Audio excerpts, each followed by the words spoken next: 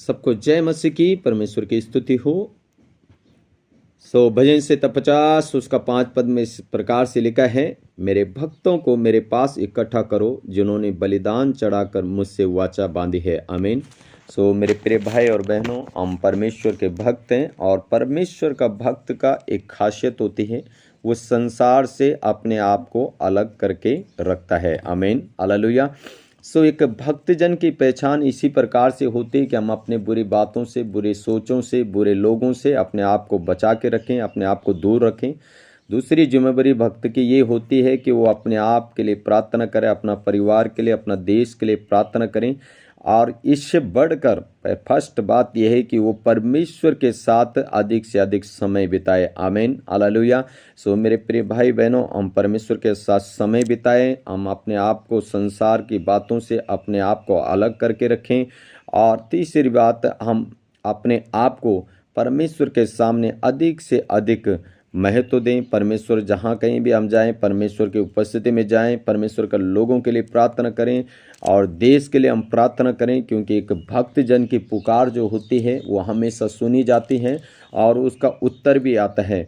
क्योंकि बाइबल में लिखा है, याकूब की किताब में, धर्मीजन की प्रार्थना का प्रवाह से बहुत कुछ हो सकता है। तो परमेश्वर कहता है, मूसा को प्रभु ने कहा है, जहाँ तेरी नज़र पहुँचेगी, जहाँ तेरे कदम पड़ेंगे, वह स्थान मैं तुझे दूंगा। एक भक्त के लिए एक वाणी है परमेश्वर का। मेरे प्रियो, हम अपने आप को एक भक्ति जीवन जिए। जब हम भक्ति जीवन जिएंगे, हम आशीषित होंगे, हम फलवंत होंगे, हम बढ़ते चले जाएंगे। आमीन। हम अपने आप को संसार से अलग रखें, संसार की बातों से अलग रखें और अपने आप को प्रभु के सम्मुख रखें। आमीन। कुरनेलियुस एक ऐसा व्यक्ति था जो एक भक्त था और वो दिन के तीसरे पहर में प्रार्थना कर रहा था। और प्रार्थना करते समय जब वो अपनी कोठरी में प्रार्थना कर रहा था, तो स्वर्ग से एक दूत आया और स्वर्ग से दूत आके स्वर्गदूत ने कुरनेलियुस को कहा, हे कुरनेलियुस, तेरी प्रार्थना और तेरा दान परमेश्वर के सामने स्वर्ग में स्मरण हुआ है। यानी जब आप प्रार्थना करते हैं तो स्वर्ग में सुनी जाती है और उसका उत्तर आता है। तो कुरनेलियुस, बाइबल में लिखा है वहाँ पे, कुरनेलियुस एक भक्तजन था।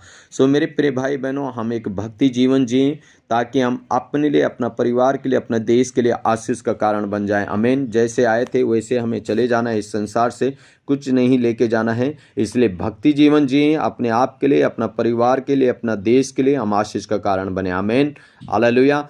भक्तिजन की पुकार को परमेश्वर सुनता है, तो जरूर आपकी पुकार सुनी जाएगी और आपकी पुकार का उत्तर आपको मिलेगा। प्रभु आप लोगों को आशीष दे। आमीन। God bless you all. Thank you.